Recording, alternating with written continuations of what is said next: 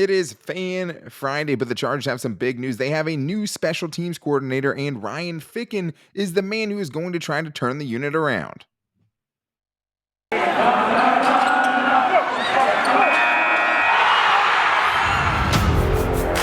You are Locked On Chargers, your daily podcast on the Los Angeles Chargers, part of the Locked On Podcast Network, your team every day.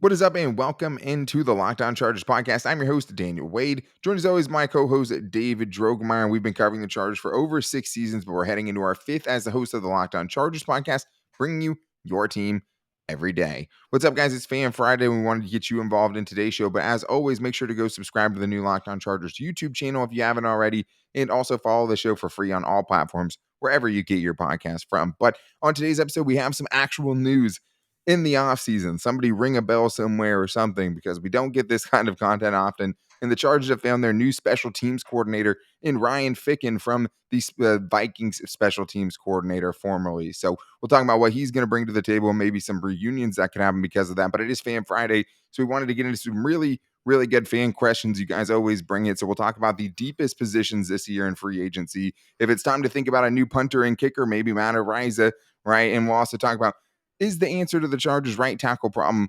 already on the roster?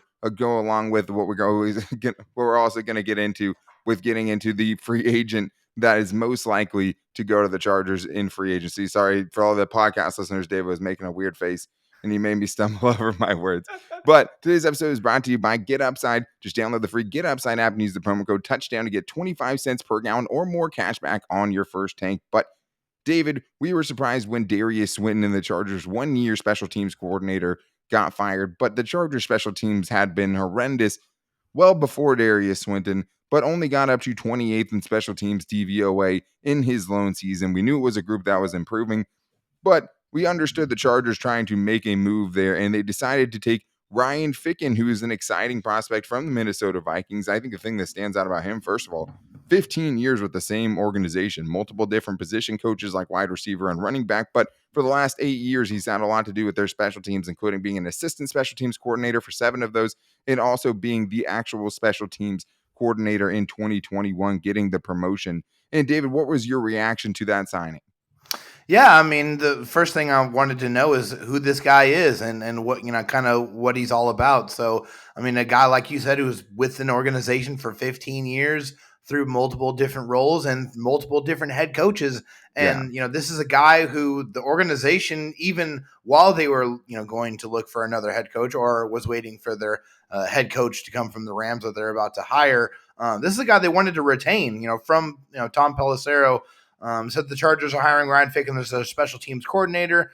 Ficken spent the past 15 seasons in a variety of roles in Minnesota, where he was highly regarded. He was initially blocked, but LA pursued him hard and got him. So I think that's kind of something that really makes you feel good about this move, is that, this is a guy that was highly regarded, that they wanted to keep, they wanted to retain, even through another head coach. And the Chargers basically said, hey, I am going to bang and knock this door down until you, let me, go ahead and take this guy and add him to my staff. So I think just based off of that bit of information, you got to be excited about what his ability could be, and hopefully he's a better cultural fit with the Chargers. And that's one thing that unfortunately was kind of a comment made about Darius Swinton. So hopefully, this is a guy who fits more with what they're trying to get done. Yeah, and I mean, you talked about just having gone through so many head coaches and to have each coach retain you, right, while they're bringing in their own new coaching staff, I think says a lot. And the fact that they tried to block it, I mean, we were joking before the show, like, if they blocked it, like, how did the Chargers get it unblocked? You know what I mean? Like, they just kept calling over and over again until they just finally, relented into letting him come to the Chargers, because it is a position-to-position swap that they're doing. Right. He's not getting a promotion by going to the Chargers, so they do have the opportunity to block it. They obviously are going to get a new head coach who might want his own staff, and they have a new general manager. Shout out to Luke Braun, Locked On Vikings. But at the same time, I mean, I think this is an exciting move for the Chargers, because even though he was an assistant special teams coach in 2020 when the Vikings had the 31st ranked DVOA in their special teams, that only better than the Chargers, who are historically bad. He was the guy that ended up turning that unit around, and that's what you want if you're the Chargers, is a guy that's going to turn the unit around, because I thought Darius Swinton made some huge strides going from a historically bad special teams to a, decent special teams average at points of the season, but ended up, in total far below average at 28th.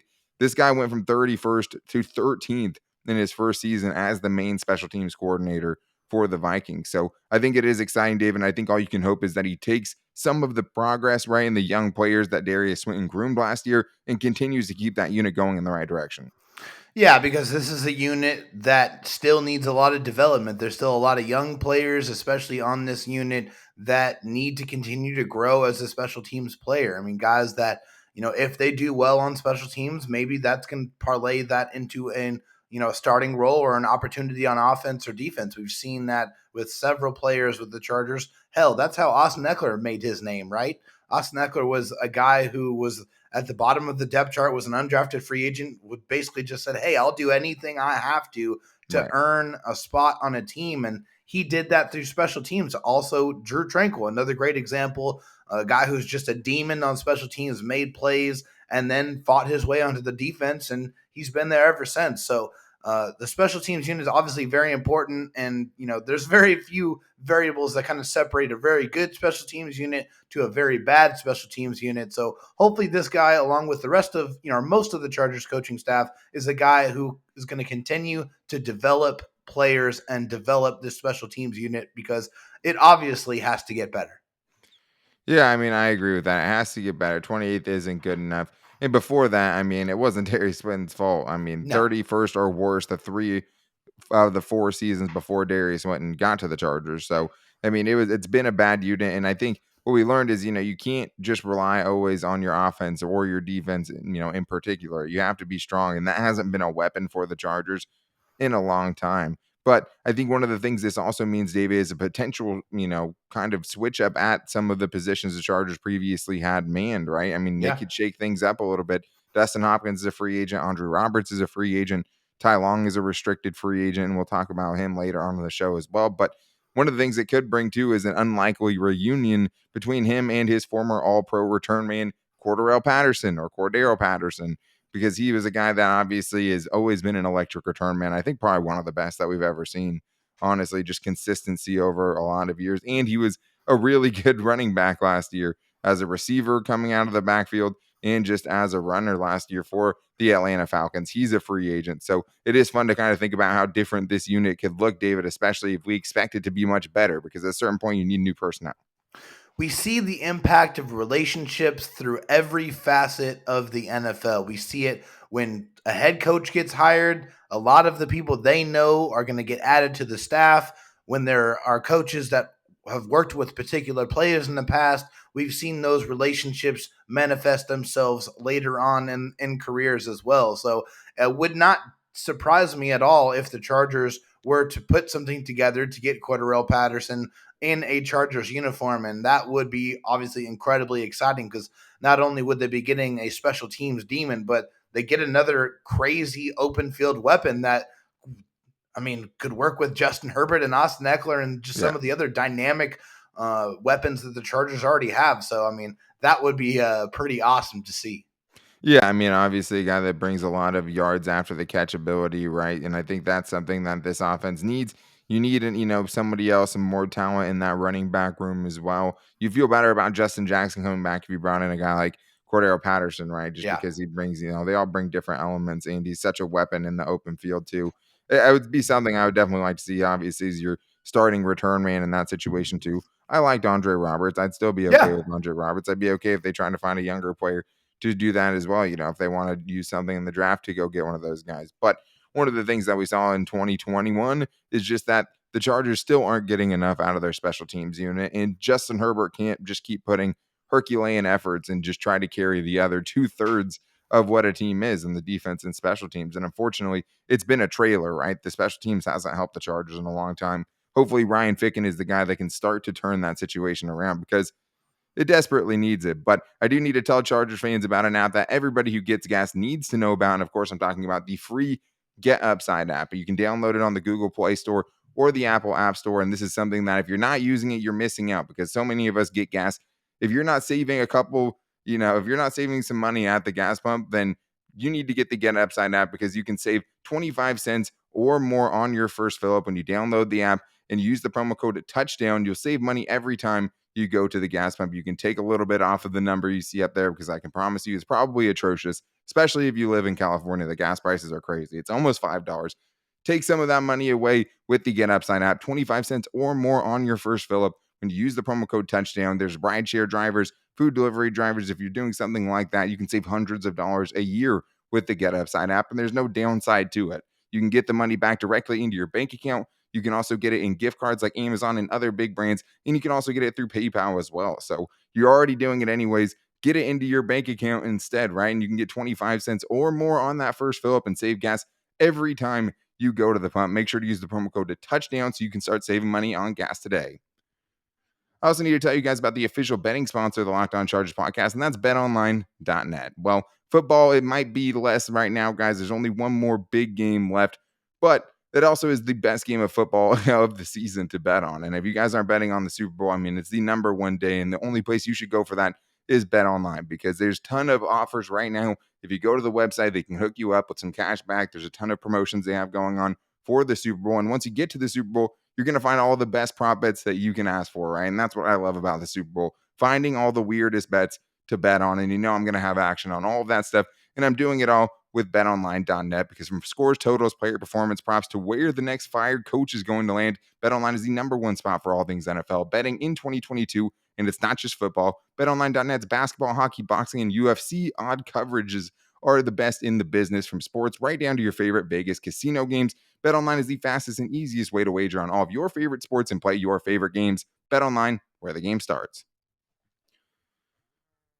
All right, David. Well, it is Fan Friday. We had to get to some news, but I'm glad we can get the fans incorporated into this show and have them kind of guide the content today. Obviously, in the offseason, having a daily show brings some content grind, of course, and we've been really happy with just being able to bring some fresh content to you guys every day. But it's nice to know kind of where you guys want the show to go. So we wanted to get into as many questions as we can. You can hit us up on Twitter at LockedOnLAC.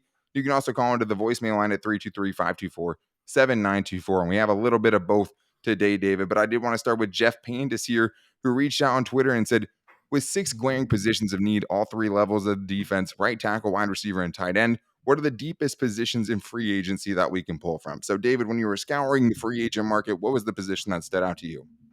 Yeah, I mean, just looking at a couple of lists of, the top free agents that are going to be out there in 2022, I think the first position that kind of stuck out to me right away is not really a position I think the Chargers will look to really add to unless it's a particular explosive speed threat, and that's wide receiver. Just there's several guys on there that's scheduled to be a free agent this year, whether it's Chris Godwin or Allen Robinson or Michael Gallup or Juju Smith-Schuster or DJ Chark. I mean, there's just several decent weapons out there that would help any team. Also, I mean, I think there was a good amount of cornerbacks out there too. J.C. Jackson, Stephon Gilmore, DJ Reed, Darius Williams, Isaiah Oliver. So several names on. I mean, I think a couple of decent names on the defensive line too. But I mean, I think those are the position groups. Also, edge too. Edge definitely. There's some edge rushers out there, especially some veteran guys that could come in and really help the Chargers unit for sure. I've never even heard of Isaiah Oliver, but those top 2 names, though, sound pretty good. Yeah, I mean, I think it's a nice. I mean, for wide receivers, I don't know if there's that explosive yak guy out there. I mean, you can Right. throw Odell Beckham Jr., right? You can throw Christian Kirk also just into that deep pool of wide receivers. You can also throw Mike Williams in there. Maybe that, is what kind of, such a flooded market means maybe he doesn't get as much as he's expecting. But he's definitely one of the best options out there, even with that kind of stacked unit. So maybe there's guys that fit a little better with the Chargers, but there's not really that guy that you can look at that brings exactly what the Chargers would need, especially if they bring Mike Williams back. But I do agree with edge. I mean, you look at the names that edge, there's a ton of guys to choose from. You go Harold Landry, you got Chandler Jones, 2 guys we talked about yesterday, Von Millers, Davian Clowney, Randy Gregory, Hassan Reddick. There's a lot of great edge rushers the Chargers could go after, and they also have, Chen Nwosu, who they have to potentially try to re-sign as well, too, because those guys, there's a lot of guys on the market, right? I think the Chargers, it's hard to know what's out there, but if you let Uchenna get to free agency, then you let the price potentially go up. But let's get to the next Twitter question we have here from Gaz Collins, who asks, is it time to draft a kicker or even trade for one? Having a reliable kicker has never been so important. So, David, this is always a hot topic, I think, on social media, whether or not you should use a draft pick on a kicker, because when you look last season, there was only one kicker that was drafted, and it was Evan McPherson from the Cincinnati Bengals, and that seems to be doing, a pretty bang up job for them so far. Yeah, in the But Super Bowl. yeah, in the Super Bowl, and I mean, just making game-winning kicks, right? I mean, perfect Yeah, in the playing with playoffs so swagger, far. man. Yeah, for sure. Yeah. So, I mean, there are options, potential chances, obviously, that it could work. I will say this, though. Tom Telesco, David, has never drafted a kicker in his time as general manager. Well, and the Chargers haven't had any kind of consistency, there really hasn't been any consistency at the kicker position throughout his entire tenure as the Chargers general manager. So, I think it's time. Yeah, I think it's time to start to really invest in that position group. The Chargers haven't really got enough consistent play out of that unit in a long time. So I think that this would be a year that you might see them take a kicker and a punter. They have a lot of late round picks, and obviously that's when you're probably going to see a punter and a kicker come off the board, is in those 5 through 7 rounds most of the time. Most of the time, yeah, and then you get the occasional, Roberto Aguayo in the second round. Joke. I mean, the Raiders took Sebastian Janikowski 17th overall in the first round. So teams do crazy stuff with kickers at times, but I mean, if the Chargers were to target one, I think they would do obviously in the 7th round or something like that. But what about Dustin Hopkins? You know what I mean? Because Dustin I Hopkins, wouldn't mind bringing Dustin Hopkins back either. well, I think the tough thing is, like I said, they haven't drafted anybody. They've also brought in Josh Lambo, who for a while was the best kicker on the team until Urban Meyer literally kicked him, right, and shook all of his confidence. And then you also have Young Wei Koo, who has, quietly been elite since he left to go to the Atlanta Falcons. Since he left, though. One of the things that happened with those situations, the Chargers, at least in Young Wei Koo's, sense, they didn't give him enough time. They didn't really see what he had. They didn't go through the struggles. But that happens with kickers a lot, though. They start someplace, don't do very good, and they go somewhere else and do a lot better. I mean, even Michael Badgley seemed decent for the Colts, but still ended up missing some big kicks for them. But either way, I mean, it's hard to say. I looked through kickers, and I'm not going to pretend I'm a kicker expert on here by any means, right? But I will say that it didn't seem like there was any one consensus dude in this draft class, unlike last year, where you look at a guy, it's like, okay, well, that's a dude that's worth spending a pick on, like that's a dude that you wouldn't mind spending that capital on instead of taking a chance at maybe a late round developmental corner or something like that. But those compensatory picks could end up playing a big part of that, and we'll see if they end up drafting one or continue to go with the undrafted free agent round. But we do have a voicemail I want to get into, so let's go to David. Great name, from New York. Let's see what he has for us. Guys, this is David from New York. I love the show. I listen to you guys every morning. Obviously, the season didn't end the way we would have liked. It is disappointing, especially seeing what the Bengals are doing now and knowing we went into their house and basically dismantled them several weeks ago. But here's my thing. I want to see this team get tougher on defense. This team sort of lacks that fire. I know we got Derwin. I know we got Bosa. They just don't have that intensity that some of our great defenses have had in the past. Is there a guy out there in free agency you think could help fill that role? That first half of the Raiders game on Monday night, that was a perfect example of what this defense is capable of.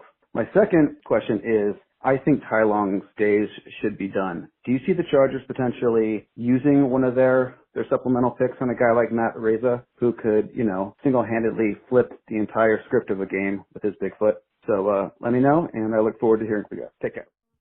Well, as San Diego guys, I think we're both big Matt Araiza fans. Matt Araiza fans. I mean, the dude is a true weapon as a special teams player. I don't know if you're getting him with the 7th round pick, though, and that's pretty much where all of the Chargers compensatory picks are projected to be at this point. I don't think you're getting him there.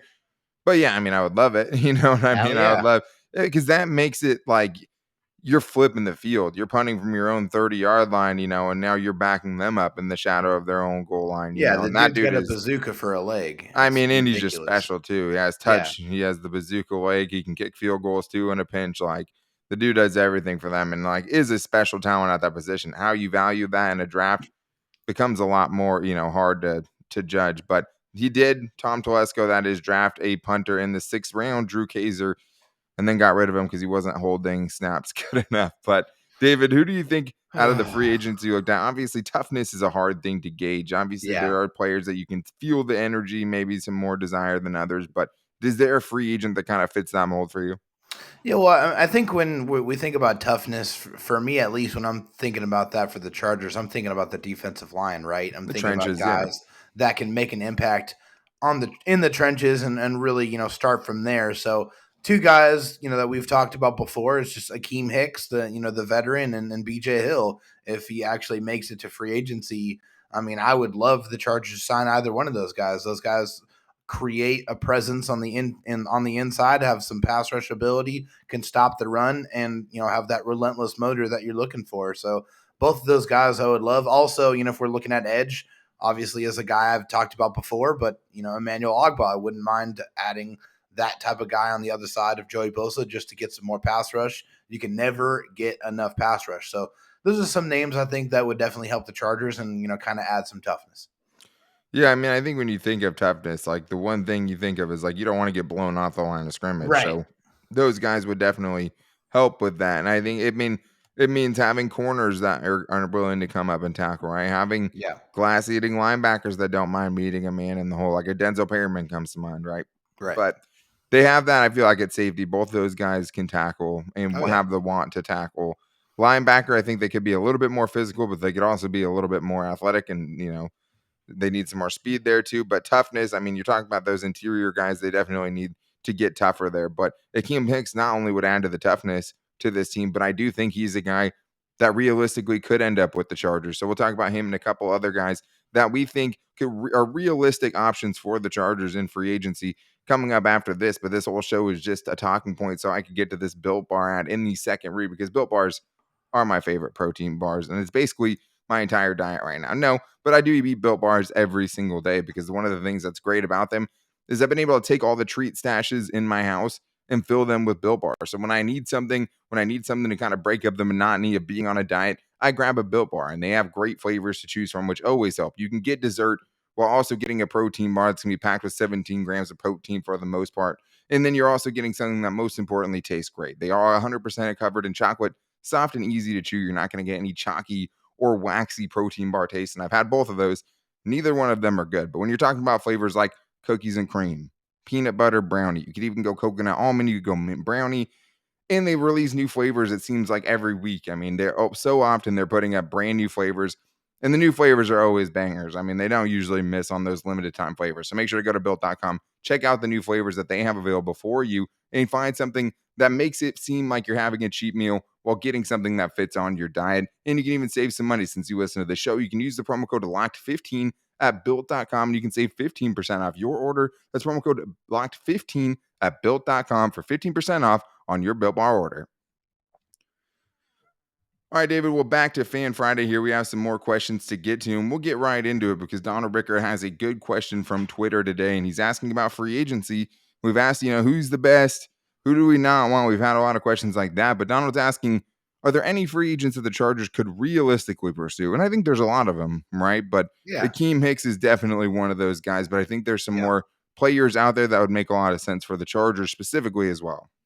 Yeah, I mean, one of the guys that was floated around from the Rams, that obvious connection there with Brandon Staley being the defensive coordinator over there.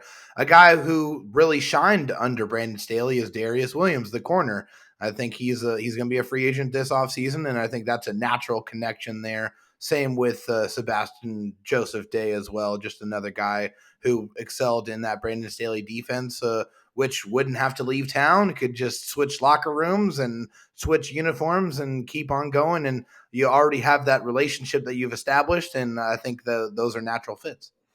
Yeah, and I mean, there's a lot of guys I'm sure they could realistically pursue at least, Yeah, they because got plenty of money for sure. they have the money, and we've seen them, as recently as last season go after top guys at their position, like Corey Linsley, right? They Yeah. went out and made that deal done. But I think like Akiem Hicks also goes along with what we've seen from them, right? I mean, when the Chargers needed a defensive tackle, they went with experience and a guy who had connections to Gus Bradley and Brandon Mebane. When Brandon Mebane was done, they moved on to Limball Joseph, aging defensive tackles. And that hasn't necessarily been a recipe for success.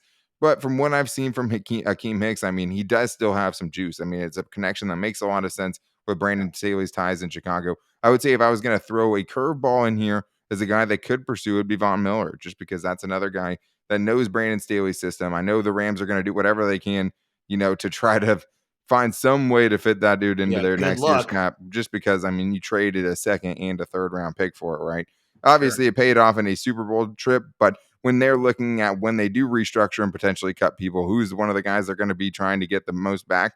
You don't want to lose the dude you spent a couple of picks on, because you're not picking until the fourth round in 2022, right? So that would be my kind of curveball. That would be my dark horse candidate as a guy that they could realistically pursue. Whether it gets done is a different conversation, but I think you're looking for ties with Brandon Staley, even though we didn't really see that last year in free agency. When we did see that was in the season when they went and got a few different guys, right? That used to be with Brandon Staley, like a Trey Marshall and some of the other, end of the roster type of players that they brought to fill in for injuries. So we have seen them bring in guys with ties before.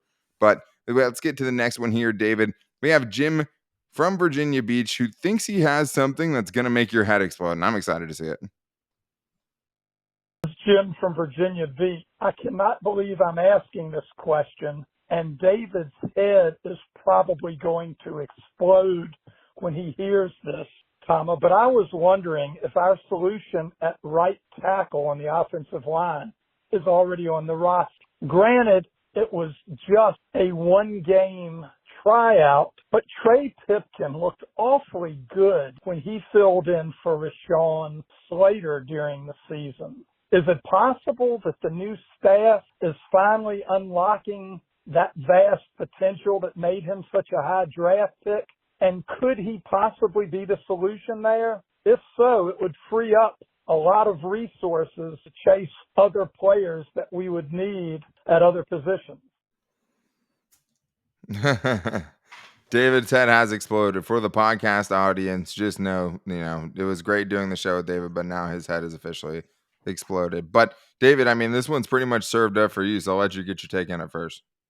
Yeah, so I understand the allure with Trey Pipkins going out there and playing very, very well in Rashawn Slater's stead, and also did a fine job on the right side as well when he played on the right side for Storm. Two very good games, looked really good in the running game. I think they did some things schematically to make it a little bit easier for him, but make no bones about it, he looked very, very good. But that's the thing. That was a 2-game sample size in the perspective of all of the other snaps that we've seen previously, which, if we can be honest, is about 98% bad. So I just am not 100% comfortable at this moment in time just handing the keys over to Trey Pipkins and saying, all right, kid, it's your job. You earned it. No, I'm sorry. I'm not there yet. You're going to have to provide some more competition there, get somebody else in there, and at least make him work for it, make him earn it, because I need to see a lot more good before that's going to outweigh the bad that I've seen. Yeah, of course. It is such a tiny sample size. 82 pass blocking snaps in 2021. And you only allowed 3 pressures, right? 3.6% pressure rate, as opposed to in 2020 when his pressure rate was 7.5%. So literally, less than half of what it was, last season. So he improved a lot. And it's the only season we've seen with him with this coaching staff. Preseason was rough. We saw a lot of mistakes there, but when we saw him get in the game, he was physical in the running game, and he was night and day better in pass protection. The problem is it is such a small sample size, and I just don't know how you can have faith in him. We've seen Tom Telesco go into the season with faith in guys like that, but what is the real potential that Trey Pipkins had? He was considered a huge reach in the 3rd round. He was considered coming out of that draft like a 5th round pick, a 6th round pick, a day 3 pick. This was the closest thing we've seen to his potential. So it is very exciting because you could have a good depth piece, but at this point, I don't know how you could be very comfortable having him be any more than that. So I would understand if that made them, feel like they could do something in free agency, or, not spend as high of resources there so they can go get resources elsewhere. Maybe get a, later round draft pick or a day 2 pick to try and develop and let Trey Pipkins battle it out with him, or bring in a Dennis Kelly in free agency or something like that. But Storm Norton allowed 60 pressures on 732 pass blocking snaps, and that's a 8.1 pressure percentage rate when guys were going up against him. So he was a lot better than Storm Norton. So there is that, but it's hard to say they could have any kind of real confidence in that at this point. But one of the players I do have a ton of confidence in is Derwin James. The Chargers, Indeed. one of the best defensive players, if not their best defensive player, is coming up on a contract extension potentially this offseason as he heads into his 5th year, contract year. We've seen him have a pretty healthy season this year. He returned to his all-pro form. And Donnie, or also Blake's dad on Twitter, comes to us with what will a Derwin James contract extension look like. I mean, I think the deal gets done this offseason. I don't know why you'd want him to play other than, hey, stay healthy or whatever. But you know what you have. I think you get it extended as quickly as possible. David, I'll let you take a crack at this contract before I give the numbers I think it's going to be. Yeah, I mean, I think you have to look at the top of the market safety contracts that are out there right now, and that's Jamal Adams at 4 years, $70 million, which is an average annual value of $17.5 million per year. So if I'm Derwin James, I'm saying I'm definitely expecting to get at least that and more. So honestly, I'm probably thinking, given his age, given the production that he has provided, and taking in perspective the injuries that we've seen, I just think that Derwin James is way too important to this team and just an integral member of how this team operates, both on defense and from a leadership perspective. So I think the Chargers are probably going to have to offer somewhere in the neighborhood of 5 years and probably around $100 million. I'm thinking probably $55 million guaranteed. I think that's around the area of a contract you're probably going to have to give to Derwin James. Yeah, I mean, I don't see it being a 5-year extension. It could be, it could be. That would lock him up for 6 seasons, including 2022. Yeah. I mean, I think probably it's 4, just because that's kind of the framework that's been set, and we've seen them go against that. With Joey Bosa a little bit. We saw him do that with other players before, but I have it coming in at 4 years, $72 million, right? An $18 million average per year. I think he comes in right above Jamal Adams, and he deserves that. Comes in above Harrison Smith, he deserves that. And then I think he gets $40 million guaranteed. The highest ever right now for a safety is $38 million guaranteed, and that was to Jamal Adams. So he'll get the most guaranteed money ever. And the Chargers, I do believe, will make Derwin James the highest paid safety in the league this offseason because he deserves it. And that's what you do when you have premium talent. We saw him do that with Keenan Allen. Seen them do that with Joey Bosa. Pay your players. I mean, Chargers fans, don't forget how much it's been a pain in the past when you had ownership and guys like that didn't want to pay the players. This is the ownership has changed, but like AJ Smith, for example, right? That was always a big thing. Didn't pay Vincent Jackson, didn't pay a ton of guys. It was always a running theme with him, but he had a lot of success in his career. Tom Telesco has rewarded these positions and these premium players in the past. I expect him to make Derwin James the highest paid safety of all time. So easy deal to me. Injuries be damned.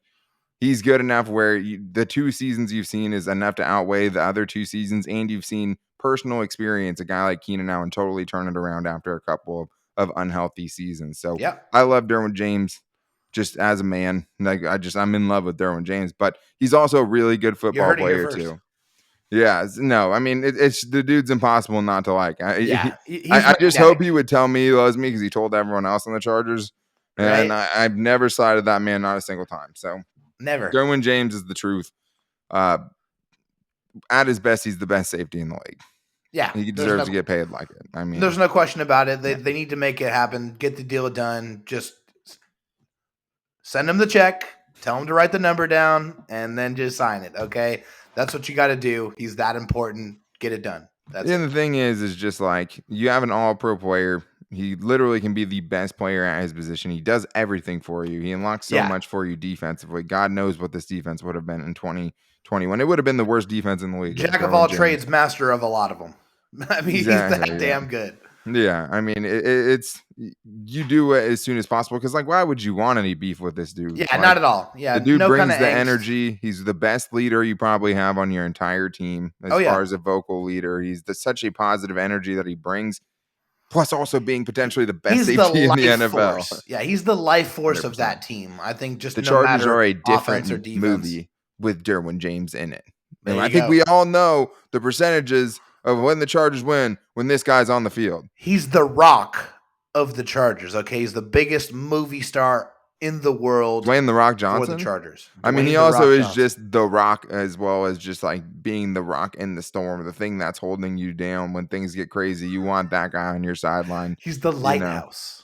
yes, he's the lighthouse in a dark sea, a cloudy day that just guides you to safety. That's what Derwin James is. And he'll always tell you he loves you too, and that's just a Yes, he bonus on will. top of that. But thank you guys for another great week of the Locked On Chargers podcast and being a part of that with us. We're appreciating the offseason and having you guys all here and the crazy amount of support that you guys have given us. So thank you again for Thank getting you. involved with this Fan Friday. And again, the number to call into the show is 323-524-7924. And you can always hit us up at Locked On LAC on Twitter as well. And we'll try to get those posts out on Instagram and Facebook too. You can find us on both of those platforms. But to make sure you never miss a show, subscribe to the new Locked On Chargers YouTube channel and also follow the show for free on all platforms on Spotify, Apple Podcasts, wherever you get your podcasts from. You can find the Locked On Chargers podcast there, and make sure to rate and review if you like the show as well.